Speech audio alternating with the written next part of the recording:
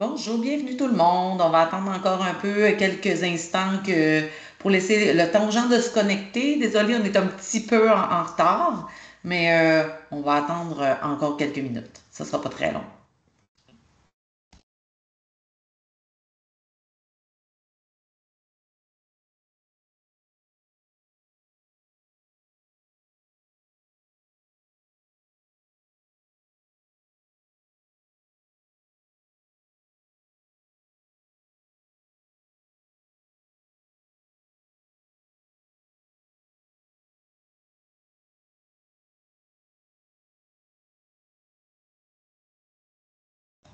Bon, ben alors il est et 32. Bienvenue tout le monde à cet Informagro en ce beau mardi 27 mai ensoleillé. Donc aujourd'hui, on a le privilège de recevoir Denis Larouche du groupe Multiconseil agricole Saguenay-Lac-Saint-Jean qui va venir nous parler de gestion de risque, donc de comment mesurer et gérer le risque pour les entreprises du secteur agroalimentaire. Je vous rappelle que les séances, les webinaires Informagro, c'est une collaboration des créneaux bioalimentaires du Québec, donc du créneau d'excellence agroboréal, le créneau d'excellence aliment santé, le créneau acéricole, ainsi que transformation, le créneau des transformateurs alimentaires situés en Montérégie. Donc, pour petit rappel également, créneau d'excellence agroboréal. Donc, notre mission, c'est de favoriser les collaborations et l'innovation pour le développement des entreprises et des filières agroalimentaires boréales. Donc, vous avez nos coordonnées. Moi, c'est Isabelle Tremblay-Ribard, je suis directrice du créneau. N'hésitez pas à nous rejoindre pour quoi que ce soit là, qui peut s'inscrire à l'intérieur de notre mission. Et les webinaires Informagro, c'est une collaboration qui est rendue possible grâce au soutien financier des réseaux agriconseils, mais également du financement agricole Canada, pardon. Et justement, on a Sandra Hardy avec nous qui va vous parler un peu des services de financement agricole Canada. Donc, Sandra, je te laisse aller. Oui, merci Isabelle. Merci à tous d'être là ce matin. Donc, belle collaboration. Il me fait plaisir chez Financement Agricole Canada, en fait, d'être le partenaire présentateur des capsules Informe Agro, une belle initiative du créneau agro-boréal. Mais je trouve super intéressant là, que ça réunit tout l'ensemble des créneaux au Québec, un monde que je connais bien là, pour avoir été moi-même là, directrice du créneau Aliment Santé pendant presque 10 ans à Québec. Donc, merci là, de nous inclure dans cette belle collaboration-là. Donc, quelques mots sur Financement Agricole Canada, où vous avez peut-être vu passer, là, on le voit souvent sous FAC ou FCC, qui est la version anglophone Farm Credit Canada. Financement Agricole Canada, une société fondée en 1960 pour l'industrie agricole. Nous sommes le seul prêteur entièrement dédié à l'agriculture et à l'agroalimentaire canadienne. Ça fait environ là, un peu plus de 25 ans, en fait, là, qu'on a élargi nos services au secteur agroalimentaire et agro-entreprise. Par agroalimentaire, c'est assez simple. Là. Vous vous reconnaissez que ce soit de la fromagerie, boulangerie, viande, charcuterie, microbrasserie, microdistillerie. En fait, tout transformateur d'aliments et de boissons font partie de cette catégorie-là. Au niveau des agro-entreprises, en fait, on soutient toute entreprise qui contribue à l'industrie agricole et agroalimentaire. Donc là, on peut penser à vos fournisseurs d'emballage, ça peut être des distributeurs, des manufacturiers d'équipements, autant pour la transformation que pour l'agriculture, fabricants de silos, par exemple, pour l'agricole. Les transporteurs, les concessionnaires de machinerie, concessionnaires de machinerie agricole. Donc, vous voyez que c'est très large. Je tiens toujours à le mentionner parce que c'est souvent l'élément où les gens ne savent pas ou se reconnaissent pas. Donc, on peut financer les projets là, de ces entreprises-là aussi. Au niveau du financement, ben, on est un prêteur principalement là, sur garantie, là, ce qui dit qu'on peut financer autant des constructions d'usines, entrepôts, des centres de distribution, de l'achat d'équipements, fusion, acquisition, transfert d'entreprise, financement de fonds de roulement. Donc, on est très présent. Tout ce qu'on ne fait pas, en fait, c'est vraiment du court terme proprement dit, là, la marge de crédit. Donc, nous, on est toujours en ajout à votre prêteur là, principal. Donc, on a l'habitude de travailler en collaboration avec toutes les banques à charte. Donc, on vient diversifier votre financement en fin de compte. Puis, il n'y a pas de trop petits projets ou de trop grands. On a un inventaire là, très, très large au niveau du financement, aussi au niveau des montants d'engagement, puis autant des entreprises là, en croissance, grandes entreprises, que de la plus petite en démarrage. On en fait aussi certains. Au niveau, en plus, ben, en fait, du financement, Financement Agricole Canada s'intéresse beaucoup à l'industrie. On a notre équipe d'économistes qui publie beaucoup de rapports. Si vous allez voir notre site Internet, puis je vais vous mettre des petits liens là, dans la conversation, notamment 2 fois par année, on publie le rapport FAC sur les aliments et les boissons, là, dans lequel vous allez retrouver le contexte économique. On met en lumière les risques. Fait que ça, je trouve que c'est le fun. Ça rejoint bien là, la présentation d'aujourd'hui, là, mais les risques qui guettent les transformateurs canadiens et aussi les débouchés qui s'offrent à eux. Puis vous allez voir, là, j'ai plein de liens aussi là, au niveau de nos infolettres aussi. Donc, je vous mets tout ça dans la conversation. Donc, ben, sans plus tarder, je vous laisse à notre conférence. Là, bien hâte de vous entendre, Monsieur Larouche, parce que les risques chez FAC, ça nous préoccupe beaucoup, autant climatique et tout. Là, on sait qu'on est dans un secteur directement lié à tout ça. Puis le risque économique, ben, on le vit, je pense, pour plusieurs là, dans les derniers mois avec tout ce qui plane. Donc, bonne rencontre à tous. Merci beaucoup. Merci beaucoup, Sandra. Puis effectivement, là, on va avoir notre conférencier principal, Denis Larouche, du GMA. Puis avant de lui céder la parole, simple rappel que si vous souhaitez consulter les webinaires Informagro, ils sont tous disponibles sur le site du créneau agroboreal.com, section Informagro. On a plus d'une vingtaine de webinaires jusqu'à présent qui y sont déposés et celui d'aujourd'hui ne fera pas exception, il va également s'y retrouver. Donc, Denis, je te laisse te présenter. Bonjour tout le monde, ça fait plaisir d'être avec vous aujourd'hui. Merci Isabelle, merci Sandra. Je suis conseiller en gestion agronome depuis maintenant 38 ans dans la même organisation, le groupe Multiconseil Saguenay-Lac-Saint-Jean. Je suis aussi la chance d'être directeur général de cette belle organisation-là, qui a des conseillers en ressources humaines, en gestion, en agro-environnement, en génie rural. On a plus de 400 clients membres chez nous, donc on est bien content, on est au Saguenay-Lac-Saint-Jean.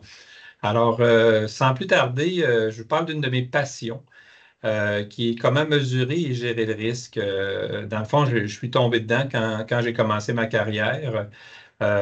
J'étais tout jeune, puis j'ai un producteur qui a appelé, qui avait passé au feu. Je ne le connaissais pas, il n'était même pas encore, il était sur la liste de membres. Donc, ça a commencé comme ça, mon initiation à la gestion des risques. Je n'avais aucune idée dans quel bateau je m'embarquais. Puis, ben, j'ai pu constater qu'il était vraiment mal assuré. Donc, ça a été ma première étape, la première fois que j'ai pris connaissance des risques sur les entreprises agricoles. Ce que je vais vous présenter, c'est d'abord et avant tout une initiative qui a été faite par le CEGA, le Centre d'expertise en gestion agricole, qui m'a demandé de monter, d'être le formateur sur une formation qui se donne sur la plateforme entrepreneuriale de l'Université Laval à des producteurs. C'est 10 jours de formation. Isabelle va vous faire parvenir le lien. C'est 10 jours de formation par bloc de 2 jours, donc 5 fois 2 jours à des producteurs et productrices agricoles du Québec qui viennent rencontrer, dans le fond, des experts dans leur domaine. Moi, je suis celui-là qui va faire une journée sur la gestion des risques. Donc, c'est un peu un extract de ce que je présente en une journée complète. C'est quand même une collaboration avec Nadia Derry, qui est agronome aussi, qui est la responsable de la formation, mon contact auprès du CEGA et de l'université. Claude Tremblay, qui était à l'époque au MAPAC aussi, au CRAAC. Donc, c'est quelqu'un qui avait beaucoup d'expérience, qui m'a aidé à monter la conférence, la formation, et Patrice Carle, qui est le directeur général du CEGA. Donc, ensemble, on a monté cette conférence-là, cette formation-là. On est parti d'un guide qui est le guide sur la gestion des risques en agriculture, qui est fait par le Conseil canadien de la gestion agricole, qui a évolué un peu comme outil. Maintenant, ils ont un outil informatique qui s'appelle Agribouclier, qui est un peu différent du guide, mais dans l'ensemble, ça se ressemble quand même dans les objectifs à atteindre. Donc, ça, c'est pour les producteurs, productrices agricoles, même les conseillers, conseillères peuvent avoir accès à Agribouclier avec un frais annuel là, pour pouvoir entrer sur le site et utiliser l'outil. Mais ce n'est pas le but de ma présentation aujourd'hui. Et enfin, ben, je vais quand même répéter là, la formation, la plateforme sur la formation en entrepreneuriat agricole, qui est vraiment, on a fait 8 cohortes, donc on va être à notre 9e en 2026. On est bien fiers de ça parce que chaque année, les étudiants puis le succès de la formation est vraiment positif pour nous autres, les formateurs, c'est sûr, mais aussi pour les étudiantes qui en tirent un grand bénéfice. Alors, mon objectif, c'est de vous former, de vous informer, de vous influencer sur un petit utilitaire, une matrice. Puis je vais vous habiliter à utiliser cette matrice-là, qui peut être utilisée autant dans votre travail, auprès de vos clients, puis pourquoi pas dans votre vie personnelle. Vous allez voir, c'est vraiment intéressant. Puis si vous l'appliquez, si vous l'utilisez, ben, vous allez avoir une plus-value probablement sur la gestion des risques. Tout du moins, vous allez être en mesure d'évaluer le risque et vous allez être en mesure aussi de peut-être être capable d'identifier des facteurs d'atténuation à ces risques-là. Alors, j'y vais. Il faut toujours prendre le temps de bien définir qu'est-ce qu'un risque. La définition du risque, c'est l'incertitude d'un résultat lié à des résultats potentiellement indésirables. Évidemment, vous comprenez que ces définitions-là, ce n'est pas toujours facile à comprendre. En d'autres mots, c'est le potentiel de manquer notre coup dans une action donnée. On n'a pas abouti à l'endroit où on voulait aller, on était mal informé, on est mal préparé et je n'ai pas utilisé le bon chemin non plus, donc je n'ai pas arrivé à l'action à laquelle j'avais prévu. Donc, c'est ça le risque. Et il est dans tous les domaines. Il y avait un ancien secrétaire d'État, je ne sais pas si vous l'avez reconnu, c'est une citation qu'on aime bien reproduire parce qu'elle définit bien, dans le fond, c'est quoi le risque. Il dit, il y a des connaissances connues. Ce sont des choses que nous savons que nous savons. Donc, c'est assez simple. Nous savons aussi qu'il y a des ignorances connues, c'est-à-dire que nous savons qu'il y a des choses que nous ne savons pas. Mais il y a aussi des inconnus inconnus. C'est celles que nous ne savons pas que nous ne savons pas. J'aime bien ça parce que dans le fond, ça définit bien le risque. Il y a des risques qu'on peut potentiellement connaître, mais il y en a qu'on ne connaît pas, puis qu'on va apprendre à connaître quand ils vont arriver. Et ça ne veut pas dire qu'il ne faut pas se préparer face à ces risques-là, ou tout du moins ne pas les ignorer qu'il y a des inconnus inconnus. Il y a un processus dans une gestion du risque. La première étape, c'est toujours de les identifier, de les mesurer, de se préparer et enfin de gérer ces risques-là. Donc, c'est le processus à lequel je vais vous proposer lors de mon entrevue aujourd'hui. Avant de rentrer dans la matrice, je veux quand même caractériser, là, il y a 3 grandes catégories de risques.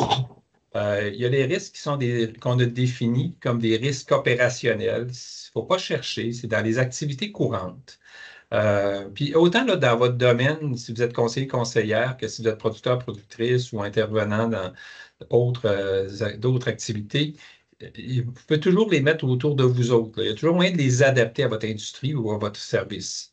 Donc, il y a des risques, c'est vraiment les opérations courantes. C'est des risques qu'on va généralement bien gérer. On va souvent même possiblement les prévenir ou on peut même les éviter. Je vais vous montrer, je vais avoir plein d'exemples à vous montrer. Je suis quelqu'un de champ, donc je suis dans le champ tous les jours. Donc, j'ai beaucoup d'exemples précis à vous proposer. Mais il y a aussi des risques qui sont stratégiques et qui peuvent être même à l'occasion devenir des occasions d'affaires parce qu'on peut les atténuer, mais on peut aussi les transformer. C'est ça la force de l'humain, c'est la force de l'esprit, la force de l'entrepreneur ou des conseillers conseillères peuvent apporter une occasion d'affaires à un risque. Et on donnera des exemples plus tard. Je n'oublierai pas, je vous promets. Puis des risques externes qui sont hors de contrôle. C'est des risques qu'on doit connaître, qu'on doit être prêt à gérer. Puis ça, même si on a très, très peu de contrôle sur eux. Alors, on va tantôt les identifier. Ça, c'est mes 3 grandes catégories, puis je vais m'amuser à vous emmener dans chacune de ces catégories-là. Puis, pourquoi pas commencer par un bel exemple? Un exemple que vous avez possiblement tous connu, mais dans les dernières années, je m'aperçois en vieillissant qu'il y en a qui n'ont pas connu ou qui n'en ont même pas entendu parler. Donc, je fais attention maintenant. C'est la crise du verglas qu'on a connue en 1998. Là, vous allez probablement me dire, je n'étais pas né. Certains d'entre vous. Donc, il y a eu une crise du verglas qui a été vous pourrez aller voir sur Internet, fouiller, c'est vraiment impressionnant ce que le Québec a vécu. Et là, je mets au début de la crise, en 1998, ceux qui l'ont vécu vont peut-être s'en souvenir, pour les producteurs laitiers québécois, c'était un risque opérationnel. Pourquoi c'est un risque opérationnel? Ben, c'est que si tu perds le courant dans ton activité quotidienne, ça devient comme pas trop, là. Ça devient compliqué ta journée.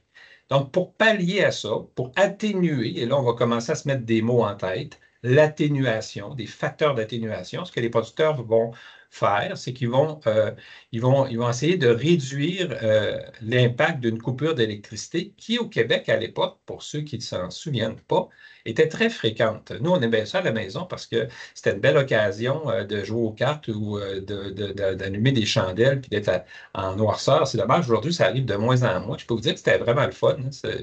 Ça coupait en plus pour ça. Aujourd'hui, avec les cellulaires, imaginez une journée sans cellulaire dans une maison, là. Ça fait que c'était ça pour nous autres, la coupure d'électricité à l'époque. Donc, c'était fréquent. Les producteurs, pour atténuer ce risque-là, ont fait des acquisitions pour des petites génératrices, comme on voit sur la photo, là, sur la prise de force du tracteur. Et souvent, ça a été des belles occasions en CUMA là, de mettre ça de partager cet équipement-là qui était pas très dispendieux à l'époque. Ben, ça a quand même été intéressant lors de la crise du verglas d'avoir ces équipements-là. Pour les producteurs de l'Est de l'Ontario, eux, au contraire du Québec, les pertes d'électricité étaient très, très, très rares, même vraiment absentes du système. Donc, ce n'était pas un risque qui était tellement connu. Donc, il y avait peu ou pas de génératrices à la ferme. Donc, dans l'activité quotidienne, c'était comme un risque qui ne pouvait pas arriver. Donc, on s'en était pas prémunis. Ben, l'impact pour les producteurs laitiers du Québec était beaucoup mieux préparé pour faire face à ce risque, car il était fréquent. Donc là, j'amène une composante dans le tableau, vous allez voir comment je l'utilise. C'est la fréquence, puis l'autre composante, ça va être l'amplitude ou ce que ça va occasionner, l'impact que ça a sur mon entreprise. Donc, la fréquence va devenir un élément de l'évaluation du risque. Donc là, c'est un risque qui était fréquent, donc les producteurs étaient prémunis face à ce risque-là. Alors que l'Est de l'Ontario, il était mal préparé parce que ce risque-là, il était nul. Mais ce n'est pas parce qu'il est nul qu'il n'existe pas.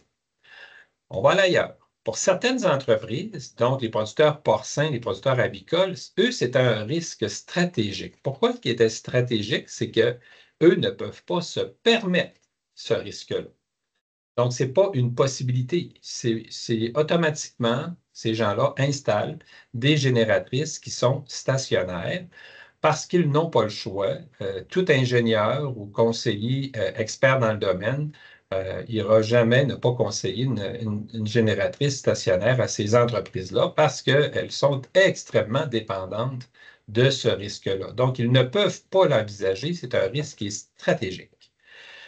L'impact, c'est qu'ils sont beaucoup mieux préparés à faire face à ce risque. Plusieurs producteurs laitiers, de plus en plus, intègrent une génératrice, d'ailleurs, stationnaire. Là, quand on fait des projets de modernisation, c'est quasiment rendu maintenant à la norme d'installer une génératrice stationnaire dans les fermes agricoles. Peut-être dans vos industries, ceux qui font de la transformation, probablement que c'est un risque stratégique aussi.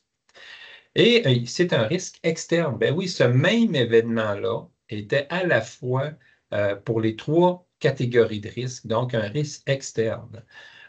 Donc, ce n'est pas des photos avec l'intelligence artificielle, là, pour ceux qui doutent, c'est des vraies photos. Même les gestionnaires d'Hydro-Québec, ils n'avaient pas envisagé ce risque-là. Imaginez, pour eux, c'est un risque nul. Donc, il n'était pas envisageable. C'était un inconnu, comme le secrétaire d'État l'avait mentionné. Donc, ils ont fait le saut aujourd'hui. D'ailleurs, ils font énormément d'efforts pour limiter ce risque-là parce qu'il est arrivé. Ce n'est plus un risque impossible, c'était pas un risque inconnu, c'était un risque connu. Mais le problème qu'on a eu malgré ça au Québec, c'est que les producteurs étaient beaucoup mieux préparés, mais malheureusement, des petites génératrices mobiles, ben, ils ont rendu l'âme. Ou les tracteurs ont rendu l'âme parce que les producteurs ont été peut-être pas négligents, mais encore là, c'était peut-être un inconnu. Les tracteurs rendaient l'âme parce que ça durait trop longtemps, les faisaient forcer trop longtemps. Donc, ça étant dit, pour les producteurs laitiers, même s'ils étaient préparés, puis que c'était une opération quotidienne, la longueur de la crise a amené quand même des problèmes majeurs à cette industrie-là. Donc, même événement, touche aux 3 catégories. C'est une belle entrée dans la présentation que je vous fais. Et voilà le cadeau que je vous donne. Et si vous retenez ça, vous allez certainement avoir une plus-value par rapport aux autres de votre domaine d'intervention. La conception de la matrice, elle est bâtie sur 4 grands carrés. Sur l'horizontale, je vais vous habiliter plus tard à établir le degré de risque. C'est vraiment très facile. Puis la préparation, ben là, ça va devenir votre rôle d'identifier des facteurs d'atténuation. Il y en a beaucoup sur Agri-Bouclier, mais il y en a aussi dans les intervenants, les producteurs, productrices entre vous. Vous êtes en mesure de vous soutenir dans une réflexion sur votre préparation au risque. En vert, ben, dans le fond, c'est des risques de faible intensité ou modérés, où ma préparation, elle est excellente parce que, dans le fond, je suis vraiment ici au niveau du degré de risque, puis ma préparation est très importante. Donc, je peux quasiment dire, j'attends ce risque-là, ou je m'y prépare, ou je suis vraiment bien préparé. En orange, c'est des risques de faible à modéré, mais ma préparation est peut-être pas bonne, tu sais. Donc, exemple, le risque de mourir, il peut être considéré comme très élevé ou très faible, mais ça n'arrive pas souvent. On meurt juste une fois. Donc, souvent, ça peut être un risque plus faible. Mais si je n'ai pas d'assurance, si je n'ai pas de convention, si je n'ai pas de testament, etc., ben, je ne suis pas bien préparé. En jaune, c'est des risques qui sont élevés, mais je suis bien préparé à faire face à ces risques-là. Donc, c'est des risques qui vont être importants, fréquents et avec une forte amplitude. Donc, ils vont avoir un impact important sur moi, mon entreprise ou mes associés. Mais je suis bien préparé à ce risque-là, donc ça va aller, je devrais passer à travers. Et les rouges, ben, c'est des risques qui sont très, très élevés ou modérément élevés, mais je ne suis pas prêt à faire face à ce risque-là. Peut-être qu'il même était inconnu au moment de l'échange que j'ai eu avec un conseiller ou une conseillère ou face à une situation. Là, cette matrice-là, on va travailler avec. Comment on va faire maintenant pour évaluer le risque? Bien, le degré de risque, c'est une composante il y a 2 composantes au degré de risque. Le premier, c'est la fréquence.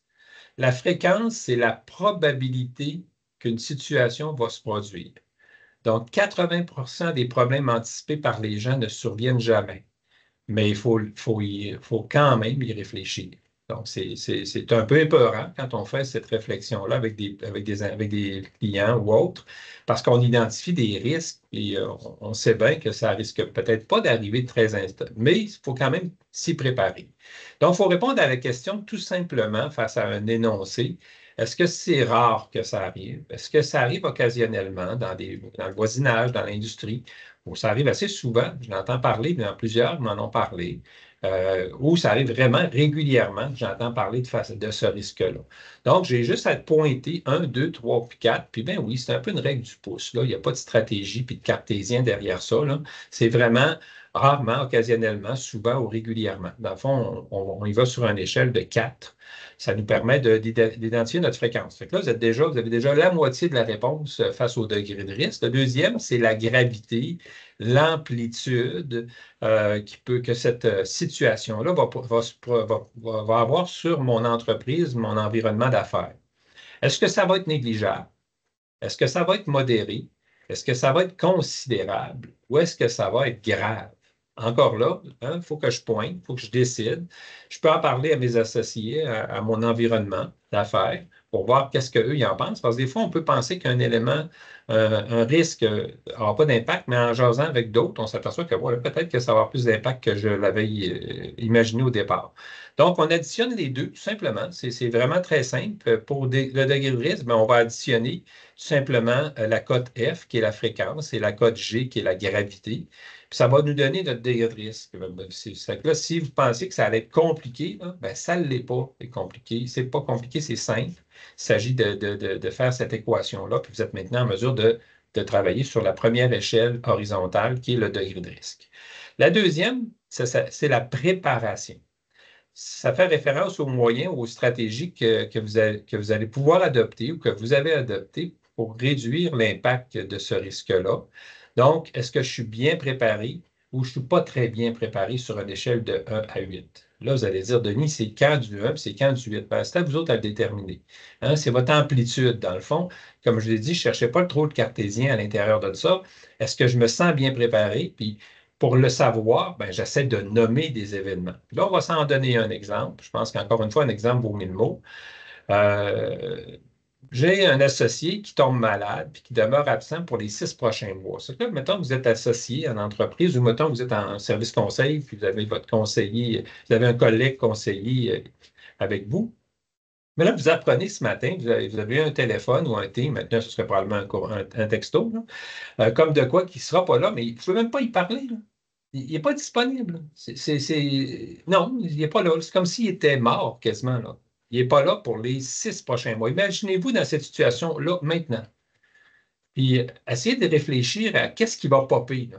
Comment ça va, comment popper, excusez-moi, peut-être pas une bonne expression, comment ça va réagir dans votre tête? C'est évidemment un peu de panique, à moins que vous soyez heureux, c'est autre chose. Mais c'est un peu de panique. Qu'est-ce que je vais faire? Il s'occupait de ça. C'est qui ses clients? Son travail sur l'entreprise, il y avait. Là, ça va, évidemment, il va y avoir un sentiment d'urgence. Puis, est-ce que je m'étais préparé à ça? Oui, mais est-ce qu'on avait vraiment parlé? Je ne le sais pas. Ça dépend de vous autres. Mais moi, dans mon cas à moi, je mets ma fiche puis j'essaie d'évaluer mon risque. Est-ce que c'est quelque chose qui est fréquent, ce que je viens de vous dire? Ben non. Et je ne vous le souhaite pas parce que ce n'est pas quelque chose de fun à vivre. Mais sinon, moi, Denis Larouche qui évalue ça aujourd'hui, ce n'est pas quelque chose qui est fréquent. Donc, j'aurais tendance à mettre un 1, de 1 à 4, j'aurais mis 1. Mais peut-être que vous autres, vous allez peut-être mettre 2, 3, ça, c'est vous à déterminer votre code. Donc, là, c'est une composante de mon degré de risque. Ma deuxième, je lui avais dit que c'était la gravité. Bien, écoutez, là, si je perds mon associé au quotidien pendant 6 mois de temps, oh, c'est grave parce qu'on n'est pas un, on était deux. Là. Donc, on se partageait l'environnement d'affaires, etc., etc. Donc, mon degré de risque est à 5. Donc, ma fréquence est faible, mais ma gravité est au piton, donc elle est à 4. Donc, j'ai mis 5. Ma préparation.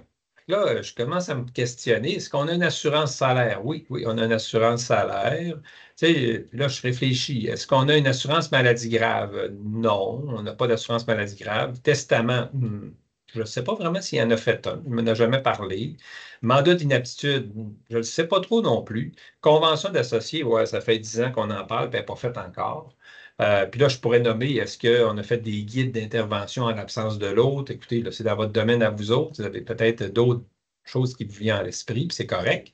C'est ça, des facteurs d'atténuation. C'est au moment d'un événement, c'est plus le temps de se poser cette question-là, parce que là, je suis dans l'événement, je suis dans la fréquence, je suis dans le risque, donc c'est avant qu'il faut se poser la question. Donc, moi, quand je me pose ces questions-là, ben, je me dis que je n'étais pas très bien préparé face à ce risque-là, donc je vais mettre 2 parce que je n'étais vraiment pas prêt.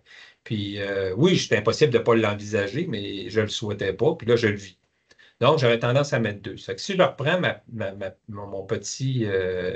petite matrice, ben, mon petit point, il s'en va dans le niveau rouge. Donc, j'étais pas très bien préparé. Puis, la gravité est importante parce que je m'aperçois que je n'étais pas préparé, mais en même temps, il n'est pas là. Puis, ce n'est pas ce qu'on souhaite quand on est deux en entreprise. Ça va-tu jusque-là? J'espère que oui. Si vous avez des questions, des interventions, faites-moi le savoir. Sinon, je continue. Fait que, dans le fond, vous venez de comprendre un peu. Puis, tu sais, cette matrice-là, elle est simple. Hein? C'est 4 carrés avec une échelle de 8 de chaque côté. Vous pouvez mettre 10 si vous voulez, là, libre à vous. Mais il y a une chose qui est certaine, je dois quand même me préoccuper je suis toujours cette question-là. Est-ce que je dois m'occuper plus des critères dans le rouge ou dans le jaune, dans l'orange? Bien, il y a une chose est sûre, ils sont tous importants, mais s'ils sont rouges, c'est parce que généralement, c'est important. Donc, je devrais possiblement commencer par ceux-ci. Puis, évidemment, après ça, j'aurais tendance à aller dans l'orange. Parce que si ma préparation elle est bonne, que le degré de risque soit élevé ou faible, ça a moins d'importance parce que je suis prêt à faire face à ce risque-là.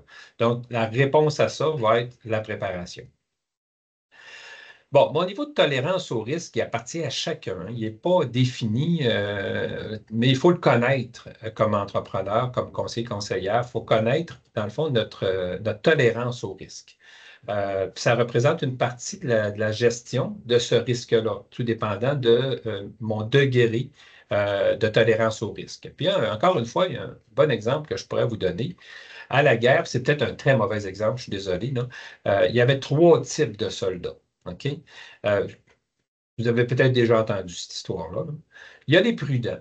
Les prudents, c'est la peur les habitait, puis il y avait de la difficulté à prendre des décisions et à foncer. Souvent, eux autres, ils restaient au camp, ou derrière, ou retranchés, parce qu'ils avaient peur de la peur. C'est qu'on les gardait comme opérationnels dans l'environnement sécuritaire de la base ou à l'extérieur du conflit. Donc, si vous êtes dans ce style d'individu-là, ben, c'est sûr qu'il faut notre degré de préparation, il doit être très important face à des risques parce que vous êtes des gens prudents, vous êtes des gens qui n'aimaient pas vivre une situation à risque. Donc, mon risque est faible. Les courageux, c'est ceux qui suivent les directives. C'est ceux qui vont être de bons soldats, puis on en a besoin, puis ils comprennent, ils suivent les directives, ça devrait bien aller. Donc, ils vont prendre des assurances, ils vont écouter les conseils, ça devrait bien aller. Et il y a les téméraires. Les téméraires, c'est malheureusement, j'ai écouté un film justement en fin de semaine, puis c'était exactement ça. Puis c'est ceux qui sont honorés à titre posthume, car ils ne s'en sont pas sortis. Mais si on ne les avait pas, ces gens-là, on n'aurait probablement pas gagné la guerre. C'est des gens qui vont être au front, qui vont prendre des risques, mais qui vont permettre de faire la différence. Mais là, je ne dis pas qu'il y en a un qui est meilleur que l'autre. Voilà. Je ne suis pas en train de dire que les téméraires sont meilleurs que les prudents, puis les prudents sont moins bons ou qui sont meilleurs. C'est vous autres. Vous devez être en mesure de qualifier qui vous êtes dans ces trois types de personnalités-là parce qu'ils vont indéniablement influencer votre préparation. Et je suis assez convaincu que les prudents sont généralement bien munis en termes de facteurs d'atténuation. Et les téméraires, ils n'y ont pas trop pensé. Fait que pour les conseillers conseillères, ben, vous êtes peut-être capable de cocher vos clients en fonction de ces trois types de personnalités-là. Je pense qu'on a beaucoup de travail à faire au niveau des téméraires parce qu'ils sont mal préparés face à des événements, parce qu'ils aiment le risque. Et même au contraire, ils s'ennuient quand il n'y a pas une situation à risque. Ça peut arriver qu'ils soient bien préparés tout de même. Alors, voilà pour ma petite histoire de départ puis ma matrice. Là, on va passer les 9 types de risques. Puis là, tout dépendant de la littérature, des fois, il y en a 6, des fois, il y en a 10. Mais bon, nous, on a décidé de les regrouper dans 9 types de risques. Dans les 9 types, le premier qu'on va parler, c'est les risques personnels ou liés aux ressources humaines.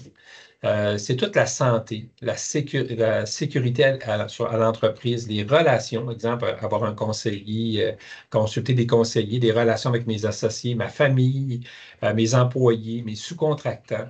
Donc, dès que ça touche à une ressource humaine. Et là, ben, on va essayer d'identifier c'est quoi mes facteurs d'atténuation. Puis évidemment, là, c'est un propos rapide que je fais aujourd'hui, ce n'est pas une formation. Donc, mes facteurs d'atténuation, dans ce cas-là, quand on essaie de les identifier en formation, ben, ça pourrait être, exemple, des affiches pour présence d'enfants dans la cour. Ça pourrait être des stationnements sécuritaires, éviter que les automobiles passent dans la cour principale de la résidence. Tu sais, encore aujourd'hui, je fais des interventions chez des producteurs en disant c'est pas normal que je passe par l'entrée de la maison pour aller à la ferme ou pour aller au kiosque. C'est des risques totalement inutiles. Moi, j'ai eu 2 décès dans ma carrière de fils, de filles, d'enfants qui ont été casés par des équipements agricoles. Là. Donc, ce n'est pas une farce, ça arrive. Là. Donc, pourquoi prendre ce risque inutile? Les horaires de travail, hein, les horodateurs, ce n'est pas juste pour les conseillers en gestion, ça peut être aussi pour des employés, ça peut être aussi salutaire de savoir où le temps est investi dans mon entreprise. Les contrats de travail communs d'entreprise n'ont pas de contrat de travail. C'est quand même assez impressionnant. On n'a pas mis sur papier, dans le fond, tes conditions. Les conventions d'associés, les politiques contre le harcèlement qui sont obligatoires en passant, toutes les assurances maladie, les assurances salaires, les assurances vie. Ben oui, c'est pas compliqué la gestion des risques. C'est juste qu'il faut s'y attarder. À ce risque-là, les ressources humaines, il y a plein de facteurs d'atténuation. Puis il s'agit tout simplement de voir, de poser des questions avec un intervenant ou autre et de faire le tour de ces risques-là sur mon entreprise. Puis, tu sais, ça peut être avec les conseillers en gestion ou les conseillers autres. Est-ce que j'ai un contrat? Est-ce qu'on a bien spécifié le mandat? Est-ce que les clauses de retrait ont été bien écrites? Est-ce que je suis à l'aise? Est-ce que je le comprends? Donc, ça peut aller jusque-là aussi.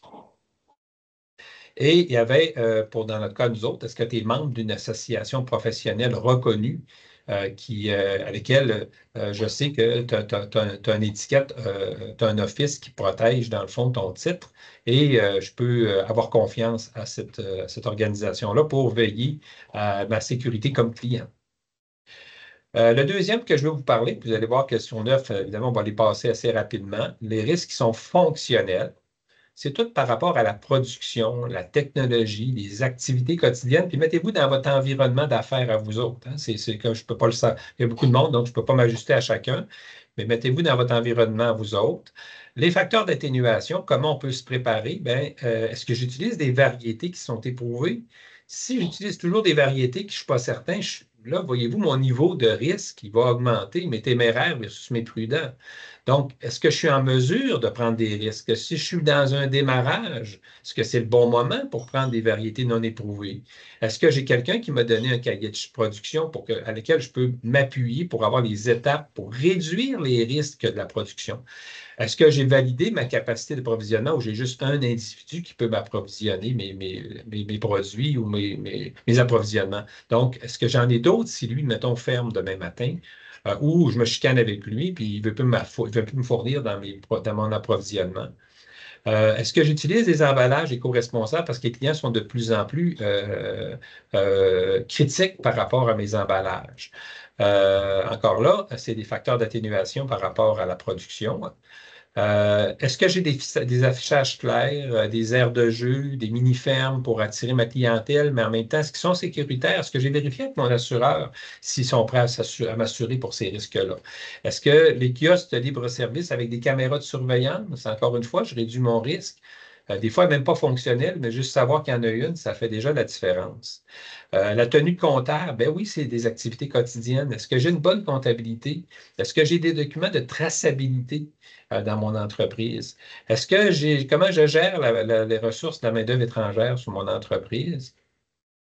Des serres-tunnels, de l'irrigation. Je vais partout pour que vous compreniez que c'est des activités quotidiennes.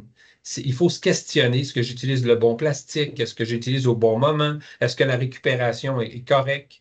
Est-ce que s'il y a une chaleur, mon système d'irrigation fonctionne? Est-ce qu'il est brisé dans le garage? Puis je n'ai pas encore réparé, puis je vais l'utiliser demain. Donc, est-ce qu'il est prêt à être utilisé? Ça aussi, c'est important. Troisième type de risque, les risques financiers. Évidemment, c'est dans mon domaine beaucoup que j'aime. C'est les prix, les marges, l'immobilier, la gestion du portefeuille.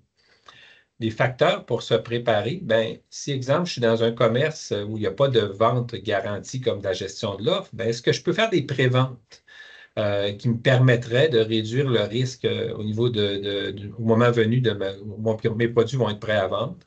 Est-ce que j'ai fixé mon taux d'intérêt? Moi, j'ai été abasourdi dans la dernière crise qu'on a eu des taux d'intérêt.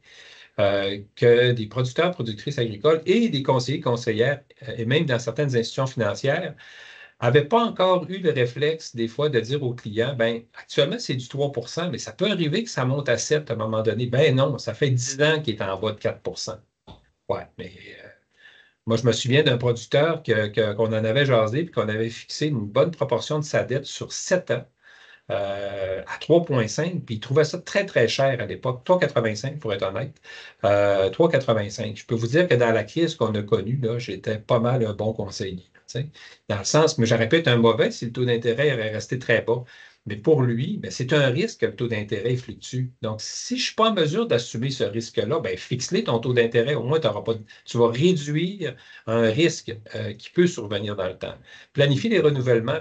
Les conseillers sont très bons en financement pour ça maintenant, depuis longtemps. Donc, de ne pas mettre les échéances des termes au même mois.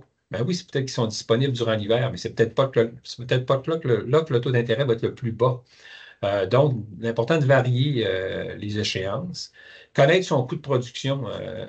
Pour nous autres, c'est essentiel dans les groupes conseils. Hein, nos producteurs connaissent leur coût de production. C'est calculer le point mort. Comment il faut que j'en vende de panier pour être capable de supporter mes charges fixes? Hein, c'est un calcul très simple. Les conseillers en gestion sont capables de faire ça. Puis, puis je le montre dans la formation comment le faire parce que c'est simple à faire, le point mort. Ça a l'air bien compliqué, mais c'est vraiment niaiseux à faire. La comptabilité de gestion, d'avoir des budgets, de comparer avec mes dernières années, mais faire attention sur mon comparable. J'ai-tu des stocks que j'ai vendus puis que j'ai pu? Ça peut momentanément me donner une mauvaise perception si je n'ai pas calculé mes variations d'inventaire. Connaître mon fonds de roulement, ben oui, dans des productions, ça n'en prend pas beaucoup, mais dans des productions de farine, ben là, ça en prend 5 fois le fonds de roulement. Donc ça, c'est important de connaître aussi l'amplitude de l'industrie par rapport à laquelle je me destine. Est-ce que je suis en mesure d'avoir un fonds de roulement qui va compenser ça? C'est ça les risques financiers, c'est ça les questions qu'il faut se passer. Acheter une terre ou louer une terre ou passer par FIRA ou par la fiducie de l'UPA, est-ce qu'on peut au moins se poser cette question-là, y réfléchir avant de l'acheter à tout prix, parce qu'elle est à côté de chez nous, puis mon père ne l'a pas acheté, mon grand-père a toujours voulu l'acheter aussi, puis moi, je ne manquerai pas mon occasion. Ben, c'est-tu un bon choix? C'est-tu stratégique? Est-ce que j'ai pris le temps de bien évaluer les options? Les achats pour revendre, ça peut être vraiment intéressant pour l'industrie de ne pas produire, mais d'acheter un produit pour le revendre sur la mienne. Je réponds à un besoin de la clientèle sans avoir à le produire, peut-être être de moins bonne qualité. Donc, ça peut être vraiment intéressant aussi. Comme vous voyez, je passe un peu vite. Je sais que mais tu sais, c'est l'objectif aussi de vous présenter, de vous initier un peu à ça. Les risques liés au développement d'affaires, c'est toute la commercialisation, la négociation, la vente et les expansions d'entreprises. Quand je donne la formation, je mets des risques dans un grand tableau, puis je dis aux étudiants, je donne des situations, puis allez mettre le risque que je vous donne au bon endroit, dans le bon type de risque. Puis vous seriez vraiment surpris de voir comment on se trompe. Pourquoi c'est important de savoir dans quel type de risque on doit intervenir? Bien, parce que si je mets des facteurs d'atténuation qui ne sont pas dans le bon risque, je n'arriverai pas au bon endroit. Je n'aurais pas pris le bon facteur d'atténuation. C'est pour ça que c'est important de définir dans quel type de risque est cette affirmation-là. Donc, la commercialisation, la négociation, les ventes et l'expansion. Comment se préparer? Bien, utiliser des guides. Il y en a plein partout dans le monde et au Québec et au Canada. Faites des recherches. Demandez à l'intelligence artificielle. C'est impressionnant comment maintenant c'est plus facile qu'avant. Regrouper l'offre, je le sais que la CAPI, ça n'a pas ça. Malheureusement, ça l'a fermé, mais c'était une méchante belle initiative de commercialisation en commun. Puis on peut peut-être s'en inspirer dans le sens que on est plus fort ensemble, tu sais. Mais c'est vrai que ça peut des fois mal virer, là, mais au moins, je trouvais que c'était une belle initiative à l'époque. Savoir négocier, ben moi, c'est un de mes plaisirs de négocier. Mais négocier, ça ne veut pas dire que l'autre perd. C'est comment l'autre va gagner par rapport à l'offre que je vais faire, puis que moi aussi, je vais pouvoir être gagnant face à cette offre-là. Mais c'est un apprentissage, savoir négocier. Être stratégique. C'est quoi d'être stratégique? C'est penser d'avance, réfléchir aux options, me voir dans cette situation-là. C'est ça, être stratégique. C'est pas si compliqué que ça, là. C'est juste se mettre dans l'effet qu'on vit maintenant, cette réalité-là. Puis là, comment je me sens à travers ça? C'est ça, être stratégique. Une relation avec les fournisseurs. Moi, j'ai des producteurs que j'ai hâte de rencontrer, puis j'en ai d'autres que je mets le lundi ou le mardi parce que je sais qu'ils vont me tirer de l'énergie, puis j'ai juste hâte qu'ils sortent de mon bureau. C'est plate à dire, mais c'est vrai, là. Donc, il y a des gens qui sont désagréables à rencontrer. Êtes-vous de ceux-ci? C'est le fun d'être en relation avec des gens agréables, qui te respectent, puis qui ne te font pas juste voir tes erreurs, mais qui collaborent avec toi. Puis c'est tel, hey, je donne mon bain, mais je leur en donne bien plus. Puis les autres, je facture tout mon temps, puis de temps en temps, les autres, j'en oublie. Je ne devrais pas le dire à mon directeur adjoint, mais vous comprenez qu'on a tendance à en donner beaucoup plus aux gens agréables. C'est le même dans le commerce. L'image aussi, votre logo, y a-t-il de l'allure ou il n'y a pas d'allure? Votre site, votre ferme, tu sais, si vos clients vont chez vous, votre image, c'est la première chose qu'on va voir quand on rentre sur une ferme qui vend des produits locaux. Investir en tenant compte des équilibres. On le sait beaucoup, nous autres, les conseillers en gestion, c'est une belle image. Si vous en avez déjà plein vos bottes, ben, faites attention de surcharger votre équipe parce que vous allez juste tomber plus fort. C'est ça le danger aussi. Il faut vraiment garder les équilibres. J'ai un producteur qui m'avait déjà dit, tu sais, Denis, je pourrais acheter cette terre-là, mais je n'ai pas la capacité d'entreposage, je n'ai pas l'équipement, je n'ai pas la main-d'œuvre pour faire ça. Donc, ça va occasionner un paquet d'autres investissements. Je l'avais vraiment trouvé sage parce qu'il m'avait juste demandé, j'ai-tu les moyens de l'acheter? Puis j'avais dit oui, il y avait des sols résiduels épatants. J'avais mal à regarder, j'avais mal compris sa question. C'est pour ça qu'il faut faire attention à bien faire le tour des équilibres de l'entreprise pour ne créer un déséquilibre, puis après ça, tu es à la recherche de cet équilibre-là, puis ça peut prendre du temps avant de le retrouver. Lié à la planification, c'est la poursuite des activités et la structure de l'entreprise. Moi, j'ai participé avec le Centre de développement, j'ai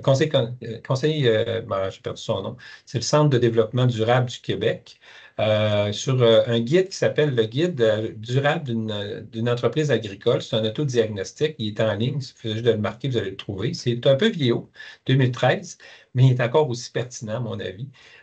C'est ce genre d'outils-là qu'on peut peut-être pour évaluer, dans le fond, comment mon entreprise, est-ce que j'ai une entreprise qui est durable? Est-ce qu'il y a des parties des grands principes de durabilité à lesquels je ne suis pas prêt à faire face comme entrepreneur, comme gestionnaire? Alors, mes facteurs, encouragez votre relais.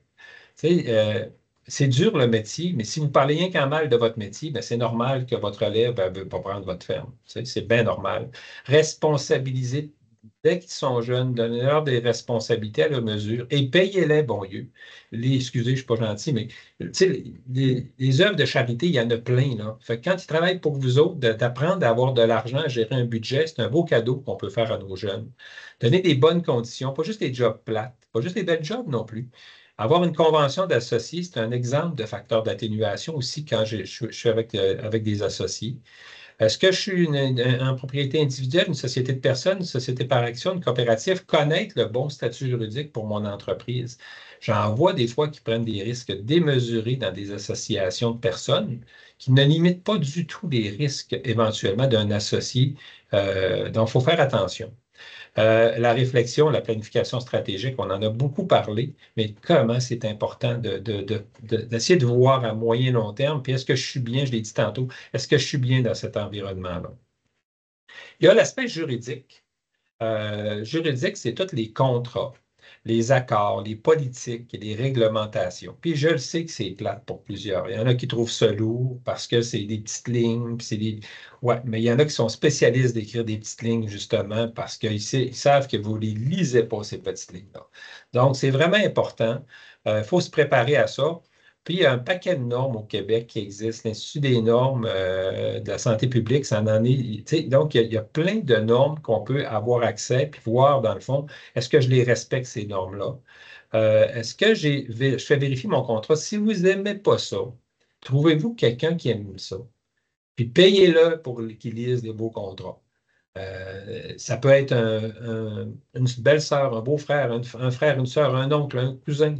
Trouvez-vous quelqu'un qui aime ça lire des contrats, puis qui va vous dire, ben, ça peut être intéressant. Puis pourquoi pas aussi, des fois, inclure des bonus ou des pénalités dans des contrats. Si tu me livres à temps, ben, je vais te donner un bonus de 5 sur ta facture. Si tu ne me le livres pas à temps, je vais t'enlever 5 Hey, c'est pas drôle, ça, mais comme livreur ou comme fournisseur de biens ou entrepreneur, ça peut devenir ben, tu vas mieux aiguiser ton crayon si tu sais que tu vas avoir une pénalité, ou tu vas peut-être faire un effort pour aller chercher le bonus. Mais ceux qui ne le font pas, ben, malheureusement, ils n'auront pas cette option-là. Donc, de prendre attention sur qu'est-ce que je veux atteindre. Puis pour moi, le délai est important parce que si ça arrive un mois plus tard, ça va me mettre dans le trou. Ben, pensez à mettre des bonus pour être sûr que vous allez arriver à temps ou des pénalités. Parce que tout le monde est débordé, tout le monde a de l'ouvrage maintenant. Donc, ceux qui font pas, font pas des bons contrats, qui ne mettent pas des bonnes conditions, ben, malheureusement, c'est un risque qui est maintenant présent dans l'industrie agricole au Canada et au Québec. Les testaments, les mandats d'inaptitude, c'est pas parce que vous avez un testament que vous avez fait il y a 15 ans qui est bon. Hein? Dès qu'il y a un changement qui survient dans l'entreprise, il faut aller le revoir, ce testament-là, parce qu'il peut dire des choses que vous n'avez pas le goût, mais vous ne serez plus là pour corriger ça. J'en ai vu des testaments qui n'avaient pas d'allure, là, que le père, ça avait bien de l'allure quand les enfants étaient jeunes, mais qu'au moment où il est malheureusement décédé plus tôt qu'il avait probablement prévu, bien, son testament n'a pas fait la job, puis malheureusement, la ferme n'existe plus. Ce n'est pas un faux cas, c'est un vrai cas, mais la ferme a été vendue parce que le testament était mal écrit. Les mandats d'inaptitude, même si c'est de plus en plus difficile maintenant à faire honorer, il n'en demeure pas moins que c'est important. Y a-t-il quelqu'un qui va pouvoir prendre des décisions à ma place si je ne peux pas le faire? Santé et bien-être, les normes du travail, la CPTAQ, hein, ça en est des réglementations qu'il faut connaître. J'ai une productrice qui me disait la semaine passée, c'est bien niaiseux ça. Moi, je veux me construire une maison sur ce lot-là, puis pourquoi il m'empêche de faire ça? Puis c'est me pouvoir accoster mon bateau là. Puis ben, c'est pour ça qu'a été créée la CPTAQ. C'est pour éviter d'emmener des environnements auprès des producteurs ou d'enlever des terres accessibles. Ben, c'est des lois, c'est des règlements, il faut les connaître. Donc, ça, c'est tout l'aspect juridique. Lié à la prise de décision, ça, je l'aime aussi, celle-là, parce que c'est tout par rapport aux émotions, à l'attitude que vous avez, les changements qui sont incontournables, il va en avoir, puis les interventions d'urgence. Comment se préparer à puis des facteurs d'atténuation par rapport à ça? Bien, premièrement, il faut connaître sa santé mentale. Tu sais. Est-ce que tu es en détresse actuellement? Est-ce que tu as de l'anxiété au piton? Est-ce que tu as du plaisir au travail? Est-ce que tu as des désirs, des rêves, des désirs non accomplis puis qui te motivent à chaque jour? Tu sais, vous êtes comment, là? Ça ne va pas, là, ben, c'est peut-être pas le bon moment de prendre un projet majeur. Tu sais, si votre santé mentale n'est pas top shape ou vous êtes plutôt dépressif ou anxieux, ben, il faut prendre le temps de faire le tour avant d'aller dans un projet, avant de prendre une décision. Comment je vais réagir? Tu sais, j'ai des gens qui n'arrivent pas à grand-chose, puis ils sont tout de suite tu sais, il y a un formateur qui nous avait dit, il y a 3 feux de langage. Il y a les feux verts, les feux jaunes, puis les feux rouges. Quand quelqu'un est dans le rouge, c'est-à-dire qu'il est en colère, il ne t'écoutera pas. Ce n'est pas le temps d'y donner un conseil, ce n'est pas le temps de jaser, puis d'essayer. Laisse-le faire ça. Mais vous êtes-tu ces gens-là qui sont souvent dans le rouge, tu sais? Puis le langage corporel, pour moi, parle beaucoup. Là, tu sais, il y a beaucoup de non-verbal. Euh, il y a des personnalités aussi, des gens plutôt réactifs. Donc, euh, donc, si je sais que je suis quelqu'un qui réagit très vivement par rapport à des situations, ben, mets-toi des facteurs d'atténuation. Es-tu la bonne personne pour aller négocier? Es-tu la bonne? Est-ce que tu t'es donné un 24 heures avant de réagir? Est-ce que tu as pris le temps? Mon DG adjoint me disait ça des fois, Denis, prends-toi 24 heures avant de réagir parce que là, tu es trop en colère. Tu sais. C'est un bon conseil que j'ai eu dans ma vie, de prendre un temps de recul avant de téléphoner à quelqu'un pour lui dire qu'est-ce que je pense. Tu sais, parce que là, je peux le regretter plus tard. Donc, il faut apprendre à se connaître. Puis, mon adaptabilité aux nouveautés. On sait qu'on est dans un domaine assez familier, l'agriculture, et où il y a des changements, mais pas successifs, des changements graduels. Mais comment je m'adapte? Est-ce que je suis quelqu'un qui déteste le changement ou quelqu'un qui, au contraire, j'ai de la facilité ou est-ce que je peux m'entourer de gens qui vont m'aider à accepter le changement? Puis là-dedans, il y a des beaux tests psychométriques, que ce soit Atman, Trima, Nova, nommez-les. Il y en a plein. Comment vous connaître qui vous êtes? Puis ces tests-là, moi, je vais en avoir 60, 100 000, 100 de passés depuis les dernières années auprès de producteurs, productrices agricoles ou de collègues ou de gens qu'on embauche. Puis ces tests-là, il n'y a jamais personne qui me dit hey, c'est pas moi, je ne me reconnais pas. Toutes les gens me disent mon doux. On dirait que tu as réussi à me lire. Tu sais. Ben oui, ces tests-là, ils sont solides, puis ils ne donnent pas des défauts, là. Ils donnent vos qualités. Mais il y a des qualités que vous n'avez peut-être pas, par contre. Mais il y en a qui sont importantes. Puis ça permet justement de maximiser vos talents, plus que d'aller vers des endroits où vous n'êtes pas bien. Mais si vous savez, ben, vous êtes capable de réagir. Identifier des personnes ressources, des mentors. C'est tellement important d'avoir des gens avec lesquels on peut prendre contact pour utiliser son cerveau pendant quelques heures, tu sais, de lui proposer mes problèmes et à lesquels il va pouvoir m'aider, réfléchir, puis comment lui, il réfléchit, comment il réagirait par rapport à cette situation-là. Moi, je me trouve chanceux de pouvoir être cet individu-là occasionnellement auprès de mes producteurs, productrices, parce que j'ai appris avec les autres, donc j'ai partagé des problèmes. Fait qu'aujourd'hui, quelqu'un qui m'appelle, ben, je l'ai déjà vécu avec une autre entreprise. Donc, c'est très rassurant d'avoir des mentors, des personnes ressources à garder des marges pour imprévus. Il y en a tout le temps.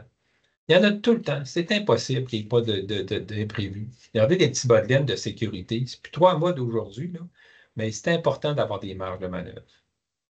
Bien sûr, il y a l'environnement, le climat et l'emplacement qui de plus en plus créent des problèmes au niveau des gestionnaires d'entreprise. Ça peut être un avantage quand on fait du commerce, mais ça peut devenir un inconvénient lorsque la campagne se plaint. J'écoutais un reportage, je pensais à la Semaine verte, qui disait que de plus en plus, non, Terre d'asphalte, excusez, je suis en train d'écouter Terre d'asphalte, puis j'étais impressionné là, de tout. On le sait comme intervenant, mais comment l'amplitude du monsieur qui, à chaque jour, 2 résidents, ils faisaient une plainte à la municipalité, puis il y avait un ticket parce qu'ils avaient fait trop de bruit le matin. À chaque jour, pendant des mois de temps, ces 2 citoyens-là ont fait une plainte à la municipalité. Pendant des mois, ils ont reçu un ticket à chaque jour. Imaginez comment ça vient gruger l'humain derrière cet environnement-là. Donc, l'emplacement, le climat est important. Comment se préparer? Bien, il faut vivre avec les voisins, donc les haies brise-vents, les bandes rivaines, le drainage, les choix des cultures, les choix du moment d'épandage. Moi, j'ai déjà un producteur qui a épandu du fumier le 23 juin dans une municipalité où c'est reconnu au Saguenay-Lac-Saint-Jean que c'est la fête de la Saint-Jean a lieu dans cette municipalité-là. Euh, Tu sais, se faire haïr, c'est exactement la bonne méthode, là. Puis emmener tous tes voisins dans cette histoire-là aussi, là. Il faut faire attention, on vit quand même avec les gens en agriculture. Donc, l'acceptabilité sociale, les guides du bon voisinage, hein, il y a des guides qui existent. Je vous dis, aller chercher, il y en a plein dans le monde des guides de bon voisinage, de soutien à la communauté.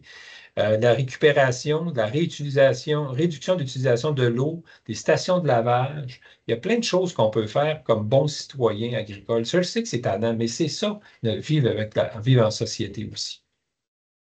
Et enfin, le dernier, le public, qui est la défense des consommateurs qu'on peut juger comme des fois irrationnels dans leurs demandes. Autant l'international que géopolitique, puis là, je vais laisser notre voisin tranquille parce qu'on entend quasiment trop parler. Je pense qu'il n'y a pas une journée que je n'entends pas son nom. Ça fait que c'est impressionnant comment il a pris la place publique. Donc, oui, il nous influence. Le monde est en affaires, puis la communication des réseaux est tellement maintenant linkée ensemble qu'on entend quelqu'un parler doucement en Inde rapidement. C'est impressionnant comment ça circule rapidement. Donc, les facteurs d'atténuation que j'ai vus à ça, moi, et ceux j'aime encore parler, c'est les journées de porte ouverte de l'UPA. Vous ne savez pas comme impact que ça a eu au niveau de l'agriculture québécoise. Comment faire découvrir des fermes, c'est important parce que les gens ne connaissent plus l'agriculture. Les fermes, moi, j'ai des producteurs productrices qui vont donner des petites présentations dans les fermes écoles. C'est important qu'ils sachent que d'où vient le lait, d'où viennent les œufs, c'est quoi votre réalité en termes d'entrepreneur, qu'un légume, ça ne pousse pas tout seul. Les jeunes sont tellement assoiffés de ce savoir-là, puis ils sont tellement contents de voir arriver. Ils n'auront pas à entendre le prof de maths ou de français. Si vous êtes en mesure de faire ces petits moments-là, de proposer ces moments-là dans les écoles, c'est tellement puissant. Le panier bleu, ben oui, je sais, encore un autre exemple qui n'a pas fonctionné, mais ce n'est pas grave de se tromper, ce n'est pas grave d'avoir un échec. Au moins, on aurait essayé, faire reconnaître nos produits. Les journées, nous autres, on a l'avantage d'avoir des fêtes gourmandes au Saguenay-Lac-Saint-Jean. Puis M. Raymond, il fait des gros efforts, il a formé une grosse équipe. Ils sont rendus, je pense, à je ne sais pas comment d'étudiants dans les écoles secondaires et primaires qu'ils ont rencontrés pour parler de l'agriculture. Pour moi, c'est une réussite à grand niveau d'avoir des organismes comme ça qui prennent le temps d'aller rencontrer nos jeunes, parce que c'est l'avenir. Puis ils vont influencer les politiques, ils vont influencer éventuellement le consommateur puis nos décideurs. Bon, maintenant que je vous ai parlé des 9 risques rapidement, pas tout, d'être capable de déterminer le degré de risque. Vous étiez mes étudiants, je vous dirais, il y a 2 composantes. C'est quoi les composantes? J'espère qu'il y en a qui me diraient, bien, Denis, c'est la fréquence. OK, c'est beau. Puis le deuxième, c'est la gravité. Hein, le F pour la fréquence, le G pour la gravité. Tu additionnes les deux, puis ça te donne ton degré de risque. C'est vraiment niaiseux, là. Puis l'autre, c'est comment je me prépare, comment je suis préparé face à ce risque-là. Là, il faut que je sois capable de mettre des mots, des outils, des personnes, des documents. Il faut que je sois capable de mettre des exemples. Mais ce n'est pas tout. Après ça, ben, il faut que vous décidiez qu'est-ce que vous allez faire avec ce risque-là. Il faut gérer le risque. Là, je vous ai montré comment l'évaluer avec le degré de risque et comment on peut se préparer, ou en tout cas en identifier. Là, ce que je vais vous demander, c'est comment je peux le gérer. Il existe 4 façons de gérer le risque. Bon, il peut y en avoir d'autres, là, mais il y a 4 façons, puis j'ai pris ça d'Info Entrepreneur. C'est vraiment, je crois que ça m'a parlé beaucoup. Donc, il y a 4 façons de traiter ou de gérer chaque risque que vous allez identifier. Vous avez toujours 4 possibilités, puis croyez-moi, là, ça marche. C'est ma vie quotidienne, là, ça marche. Quand on a identifié un risque, qu'on a identifié des facteurs d'atténuation, qu'on a mesuré le degré de risque, on se dit, bon, qu'est-ce qu'on fait maintenant? Je peux l'accepter. Je peux accepter que ce risque-là va rester dans mon environnement d'affaires. Donc, j'ai une terre qui est loin, mais je me dis, ben garde, il y a des plus, il y a une des meilleures terres que j'ai. Puis je le sais que Je ne peux pas y aller le matin, il y a trop de circulation citadine. Donc, je vais m'organiser pour y aller dans des moments où il y a moins de circulation. Puis, je mets des facteurs d'atténuation, puis je l'accepte de me faire crier après par des gens qui ne comprennent pas que mon tracteur ne peut pas rouler à 70 km/h, puis qu'il ne peut pas être à la largeur de la route parce que ma batteuse est plus large que la route. Tu sais, ça fait que, donc, je vais accepter les critiques, je vais accepter que le ministère des Transports court après moi pour prendre la pression de mes pneus, puis etc. Donc, j'accepte ce risque-là.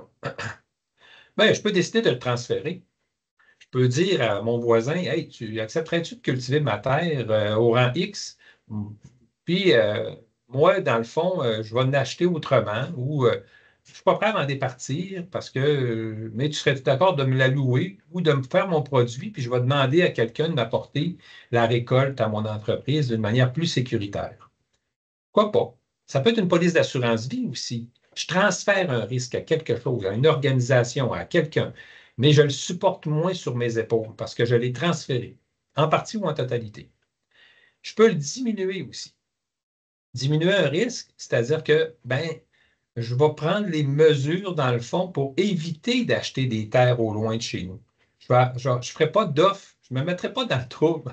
Donc, je vais réduire ces risques-là parce que je le sais qu'il y a des risques sur la route qui vont m'emmener des problématiques avec certains de mes employés ou avec certains équipements. Donc, j'en ai une, mais je ne ferai pas par exprès d'en acheter une autre. Donc, je vais faire attention à l'environnement. Je vais être moins à regarder ces terres-là, puis je vais regarder ailleurs, à des endroits où le risque va être moins important.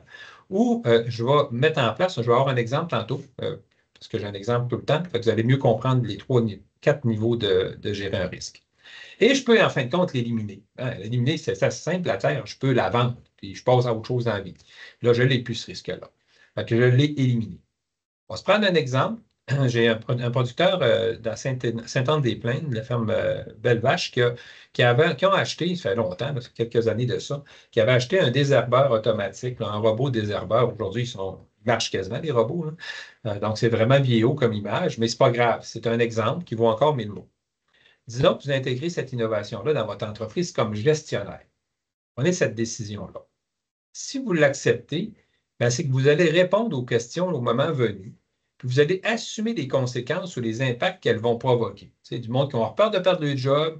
Moi, je ne connais rien à l'électronique, ça me fait peur. C'est quoi ce niaisage-là de nous avoir acheté ça? Tant qu'à ça, tu aurais dû nous rajouter une main-d'œuvre de plus parce qu'on est toujours débordé. Vous comprenez les critiques. Hein? Mais vous l'acceptez. Vous dites, j'ai pris la décision, je suis un gestionnaire, je suis un téméraire. Ah oui, j'y vais, puis j'avance. Ouais, mais tu vas peut-être ramasser un paquet de problèmes aussi.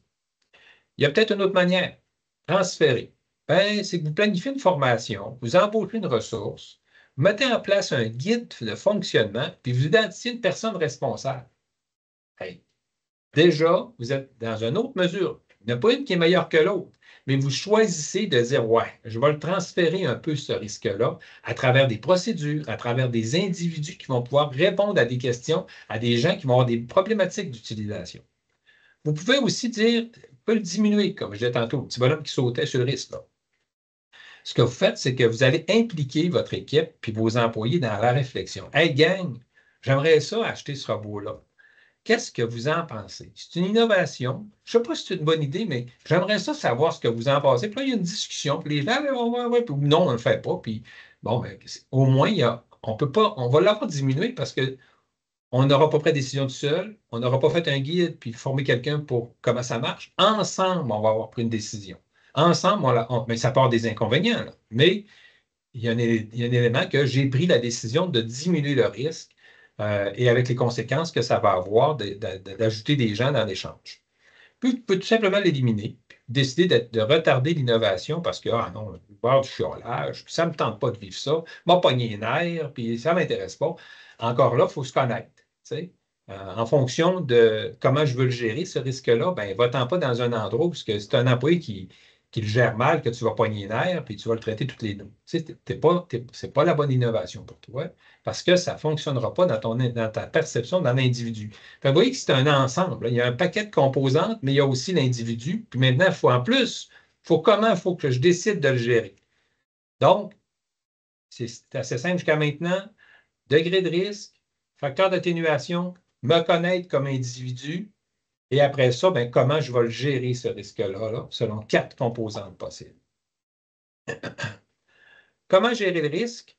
Bien, dans le fond, j'ai 4 grandes choses que je viens de vous dire. L'accepter, je suis prêt à assumer le risque et je suis la référence en cas de besoin. Je peux le transférer. J'engage un consultant qui va répondre à mes questions et aux questions. Je peux le diminuer. J'implique mon équipe dans la décision, puis on prend la décision ensemble. Puis de l'éliminer, je retarde cette innovation-là et parce que je ne suis pas prêt. Fait que je pense que j'ai réussi un petit peu à démystifier le risque, comment le mesurer, comment m'y préparer, comment me connaître, puis maintenant, c'est comment le gérer. Fait que là, vous avez vraiment votre boucle que je vous ai présentée au départ au complet.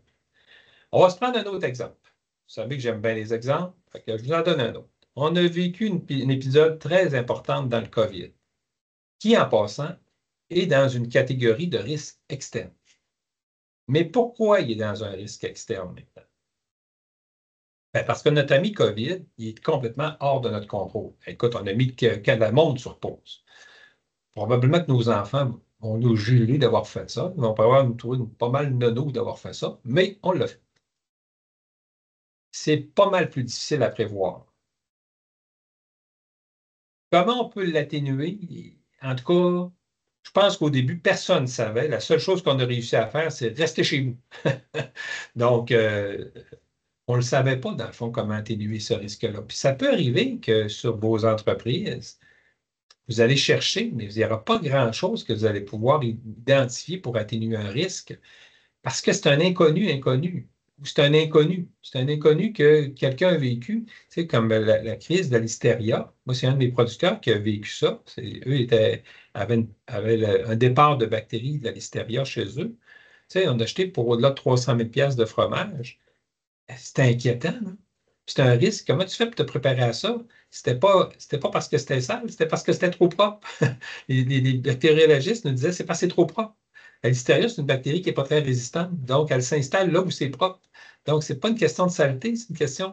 Mais il faut apprendre à vivre avec cette bactérie-là. Tu sais, en Europe, j'ai un copain français qui a appelé dans cette crise-là, il me disait tu fous les Québécois? Là, nous autres, ça arrive à toutes les semaines, ça. C'est quoi cette niaiserie-là de fermer le Québec en fromage puis de faire mal à une industrie en démarrage? On le fait quand même au Québec. Donc, comment gérer un risque qui n'est pas arrivé? C'est très difficile.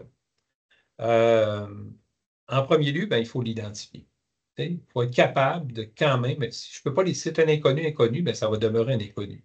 Mais si c'est un risque que maintenant je peux identifier, je ne peux plus l'ignorer. Le COVID, ça peut revenir. Il faut aussi que j'évalue la probabilité et les impacts futurs. Est-ce que c'est stable, ces risques-là? Est-ce qu'ils sont en hausse ou ils sont en baisse? S'ils sont en hausse, je dois continuer de me préoccuper pour avoir des facteurs d'atténuation. Je dois définir au besoin des orientations stratégiques de mitigation. Mitigation, ça veut dire qu'ils vont réduire ces risques-là. Tu sais, ça peut, comment encore on voit maintenant dans des entreprises avoir du lave-main, tu sais. C'est une pratique très courante, hein. Au début, on ne se donnait même plus la main, on se donnait un coup de pied. Mais on est revenu, on aura baissé notre garde par rapport au COVID. Il est encore là, notre ami, il est encore là, puis il peut arriver beaucoup plus virulent par une autre méthode. Donc, comment on fait? On les a déjà perdus au Québec, ces facteurs de mitigation-là. Pour plusieurs endroits, on a déjà. C'est même quasiment compliqué de demander à une employée maintenant de porter un masque quand elle a le rhume dans le bureau. Tu sais, moi, je l'oblige, puis il y a encore de la difficulté à le mettre parce qu'on a peur d'avoir l'air simple. Tu sais, alors que ceux qui n'en avaient pas il y a quelque temps, ils étaient des caves, excusez, pas le bon terme, là. Ils étaient des imprudents. Tous ceux qui en avaient, c'était des gens qui faisaient attention aux autres, qui aimaient les autres. Aujourd'hui, quand on demande à quelqu'un de mettre un masque, on est revenu comme avant. On a perdu ces facteurs de mitigation-là. Analyser comment les leaders se sont adaptés, identifier un changement technologique possible, puis maintenir un réseau social solidaire. C'est 3 éléments qui peuvent permettre d'atténuer ce risque-là, qui est plus difficile à prévoir. Pourquoi je l'ai choisi? Parce que je sais qu'il est dur à prévoir. Donc, pourquoi je regarde les leaders? Bien, regardez comment les entreprises qui se sont élevées avec le COVID ont réagi. Prenez des photos, emmagasinez leurs pratiques. C'est ça qui va faire le succès de votre futur risque quand ça va survenir chez vous. Il n'y a pas de recette. C'est comme ça que ça marche. On regarde les meilleurs, puis on essaye de les recopier puis d'améliorer le modèle. Ça fait 40 ans que j'essaye de faire ça avec mes producteurs. Je regarde les meilleurs, je le propose à mes moins habiles, puis on essaie d'améliorer le modèle quand c'est possible. Identifier des changements technologiques possibles, ben parce qu'il y en a qui sont plus fragiles. Il y a des risques qui vont augmenter, qui sont en hausse, comme l'utilisation d'intelligence artificielle. C'est un risque parce que de plus en plus, dans mon entreprise, je devrais peut-être prévoir comment l'introduire parce que ça fait partie maintenant, ça va faire partie de l'environnement d'affaires. Donc, comment je vais faire pour que cette technologie-là s'intègre dans mon environnement à moi? Maintenir un réseau social, ben ça, c'est moins compliqué qu'avant. Ce qui est plus compliqué qu'avant, c'est des réseaux sociaux où les gens se parlent, mais se parlent en vrai, là. J'ai déjà moi, participé à des tables de DG. Là. On se faisait des dîners, puis on jasait des quelques DG de différentes organisations. Hey, on s'en est dit des choses intéressantes dans ces rencontres-là, vraiment confidentielles et intéressantes. Puis comment on a pu s'influencer les uns les autres. Ça fait au-delà de 10 ans qu'on a pu ces activités-là. Parce que les gens n'ont plus le temps. Les gens sont débordés. Parce que le cellulaire prend entre 10 et 15 heures par jour de votre... J'exagère, même j'exagère. On va dire entre 2 et 3 heures de votre journée. Il est captif. Mon fils, hier, il avait oublié son cellulaire dans l'auto. Mon fils de 13 ans. Puis je pensais que le soir, quand j'allais arriver, que ça allait être un drame. Il dit, papa, il était en train de tondre la pelouse. Je capotais. Il dit, papa, il dit, j'ai passé une belle journée. Il dit, sais-tu? Il dit, j'ai vraiment aimé ça pour avoir mon cellulaire. Il dit, j'ai parlé à du monde que je ne parle pas souvent, puis j'ai vu des gens, comme je suis normalement, en train de regarder un cellulaire, puis être, dans le fond, antisocial. Ah, si bon, on est rendu loin avec cet outil-là, mais comment il vient bouffer de temps dans notre vie quotidienne? Bon, je n'ai assez parlé, mais d'avoir un réseau, je pense que c'est important. Comment transformer un danger en occasion? J'ai bien aimé Mélanie Dunn, qui est de communication Cossette. Un risque demeure un risque tant qu'on cherche à l'éviter et à le surmonter. En revanche, il devient une opportunité à partir du moment où on s'en sert pour se propulser plus haut et plus loin. Et ça, il y en a des gens qui se disent, mon Dieu, c'est vraiment des gens de lettres. Ils réussissent à mettre des mots qui veulent vraiment, en peu de mots, dire beaucoup. Ça, c'est une phrase que j'aime bien me souvenir occasionnellement. Puis c'est vraiment vrai. Un risque va demeurer tant qu'on va chercher à l'éviter. Il va nous revenir d'une autre manière ou on essaie juste de le surmonter. On ne l'affronte pas dans le fond. Mais il va devenir une opportunité quand je suis en mesure de l'atténuer. Et s'il arrive, ben, je suis prêt. C'est quasiment bien temps. Je suis prêt à vivre ce risque-là. Comment peut-il devenir stratégique? On est parti d'un risque externe. Comment peut-il devenir stratégique, ce risque-là? Si la menace peut se transformer en opportunité, c'est juste ça. Si le COVID peut devenir une opportunité. Si nous sommes en mesure d'anticiper la menace et de saisir l'opportunité, ça sera encore une couche meilleure. Exemple, offrir des produits sécuritaires. Même si on n'est plus dans la période COVID, ça peut quand même être intéressant s'il revient un jour ce COVID-là. Est-ce que j'ai des emballages, un seau zéro COVID? Est-ce que je suis en mesure d'offrir ça? Il n'est plus là, mais s'il revient, est-ce que je vais avoir une différenciation de marché? Un réseau de distribution alternatif. Moi, j'ai une productrice qui avait une boulangerie. Ben, quand est arrivé ce risque-là, ce qu'elle a fait, ben, elle s'est pris un petit camion, puis elle est allée porter les paniers, ses produits de boulangerie directement à la maison. C'était pas super rentable, mais ça a permis de maintenir les liens, puis les gens étaient tous à la maison. Fait que la consommation a augmenté. Fait que, dans le fond, pour elle, elle a maintenu son commerce pendant ce temps-là. Puis elle a été même reconnue comme ayant contribué au plaisir, parce que manger bien, c'est un plaisir. Il peut-il devenir opérationnel? Là, on est parti du externe, stratégique, puis on est encore, dans mon exemple tantôt du verglas, je suis à peu près dans la même place. Le COVID est externe, là, il peut devenir stratégique parce que au lieu de m'effondrer, j'ai essayé de m'en sortir, d'aller chercher une opportunité. Puis opérationnel, bien, si ce risque peut être atténué dans les activités courantes, comment ce risque-là, on aurait pu l'atténuer aujourd'hui? Ben, c'est porter un masque. Hein. Ça a été un élément pour atténuer le risque. On a commencé à se revoir, à se parler.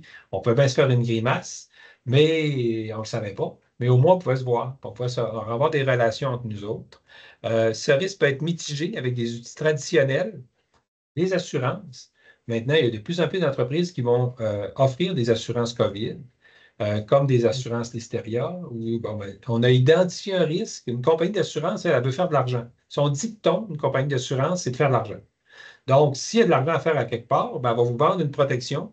Puis, si ça ne survient pas, tant mieux. Si ça survient, mais vous allez avoir une potentiel d'avoir quelqu'un qui vient, dans le fond, atténuer votre risque ou vous allez transférer une partie de votre risque dans un produit d'assurance. J'ai pratiquement terminé. Je veux juste vous rappeler que je vous ai montré un tableau qui est simple à utiliser. Si vous dites que c'est compliqué, je vous donne une tape sur les doigts. C'est très facile. Le degré de risque, c'est la fréquence. Ça arrive souvent, pas souvent. L'amplitude que ça va créer chez vous, ce risque-là. Puis si je l'ai bien identifié, y a-t-il des éléments d'atténuation que je pourrais nommer? S'il n'y en a pas, je peux appeler quelqu'un pour qu'il m'en suggère pour voir si je les ai. C'est simple, ça n'a pas demandé un gros effort. Hein? Puis après ça, mieux se connaître comme individu, parce que je ne réagis pas de la même manière si je suis téméraire ou si je suis prudent. Puis après ça, comment vous allez gérer ce risque-là? Hein? Je vous ai montré 4 manières de le gérer. Fait que je pense que ça se fait assez bien. Puis, c'est pas compliqué. C'était mon objectif de démystifier. Je ne sais pas à quoi vous vous attendiez comme présentation, mais je voulais mettre ça le plus simple possible parce que c'est simple, la gestion du risque. Puis, en bout de ligne, on essaie de faire un calendrier, un plan d'action. Aujourd'hui, je l'ai informatisé, ce plan-là, pour les conseillers et conseillères, puis avec les familles de risque, les catégories de risque, puis comment je le gère, le risque, puis les facteurs d'atténuation. Donc, c'est un outil qui s'est développé, mais à l'époque, le guide proposait ce tableau-là qui était assez simple, dans le fond, en rouge, en orange et en jaune. Les verts ne sont pas là, vous comprenez pourquoi. Quand j'ai jasé avec quelqu'un, je me suis aperçu que je n'avais pas de convention. Il faut que je contacte mon notaire, puis quand est-ce que je le fais? Etc. Là, je ne les dirai pas tous à l'un de l'autre, mais dans le fond, c'est important de faire le tour du 360 de ma business, puis de regarder dans les 9 types de risques. On les reprend un par un, puis des fois, on n'a pas une grande créativité, mais quand on rencontre un intervenant, on s'aperçoit que lui me fait réaliser que je n'ai pas de pancarte attention aux enfants dans ma cour. Ça fait que, etc. Voilà, je finis en concluant. Euh, Envisager le risque avec sagesse, il y a quelques clés. La première, c'est une attitude facilitante. Il faut rester calme, surtout en situation de crise. Je me souviendrai tout le temps que j'avais des collègues qui me disaient on va tout mettre le monde sur le chômage au COVID. Non, non, pas le monde sur le chômage. On va s'adapter. Le monde, ils ont besoin d'argent. Ils n'ont pas besoin que tu les remettes encore un risque de plus. Pour faire attention, pour rester calme, prendre du recul. Hein? Mon DG adjoint me dit souvent, prends une semaine, prends une journée de plus. Réfléchis-y avant. Adopte une vue d'ensemble. Lève-toi un peu. Vois le problème moins à terre. Lève-toi. Essaie de le voir plus global. Reconnaître qu'on a des limites comme individu, puis autant des limites de ses connaissances que des moyens. Donc, envisager les choses sous différents angles, puis se rappeler que le changement, il fait partie intégrante de notre vie. Le deuxième, c'est les bénéfices démontrés de la sagesse. Une satisfaction accrue face à la vie, moins de pensées négatives ou dépressives, de meilleures relations interpersonnelles, c'est des attitudes facilitantes. Si vous n'êtes pas dans cet environnement-là, commencez par ça. Une plus grande tolérance à l'incertitude et une plus grande confiance en sa capacité de faire face à différentes situations, même les plus difficiles. Capacité de voir des éléments positifs là où les autres ne voient que du négatif. Moi, je suis toujours impressionné de mes leaders. Les autres, il n'y a jamais de problème. Il y a toujours une solution. C'est vraiment le fun. C'est pour ça que c'est des leaders aussi. Et enfin, comportement associé à la sagesse, faire partie de réseaux, comme vous faites aujourd'hui, bravo. Les personnes isolées ont beaucoup plus de difficultés à prendre du recul parce qu'ils sont toujours dans leurs environnements. Ils n'ont pas le temps de consulter, ils n'ont pas le temps de s'élever. Rechercher l'équilibre entre le court et le moyen terme, entre l'intérêt personnel et l'intérêt collectif, parce qu'il faut faire attention d'être trop tagué dans un côté ou de l'autre. Il faut trouver de l'équilibre. Être attentif à son environnement puis aux tendances qui sont susceptibles de le modifier. Ça fait que c'est pour moi qui l'ai inventé. Je ne suis pas un homme de lettres, mais j'ai trouvé que c'était une belle conclusion à la présentation. Merci.